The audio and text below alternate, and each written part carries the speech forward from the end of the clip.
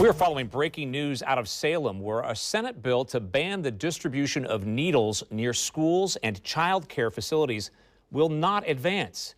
Senate Bill 1573 sought to prohibit syringe service programs from operating within 2,000 feet of schools and licensed child care facilities. The bill had bipartisan support, but Democratic opponents are citing what they describe as a landmark ruling this week in Washington state that says restrictions on syringe programs violate the Americans with Disabilities Act as a key factor in the bill's failure. This despite the fact that the bill's supporters say that concern was never raised by legislative counsel.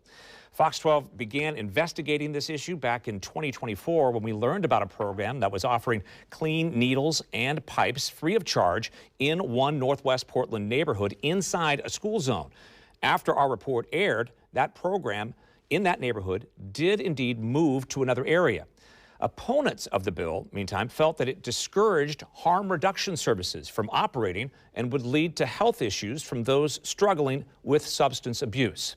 One of the bill's chief sponsors, Republican Senator Christine Drazen, sent us a response to the bill's failure. She says she is, quote, disappointed but not surprised that once again extreme ideology has prevailed over common sense and public safety in the Oregon legislature.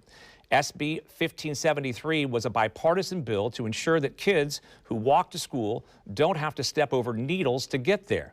She goes on to say, quote, Tina Kotek's allies in Salem killed the bill today. Oregon deserves better.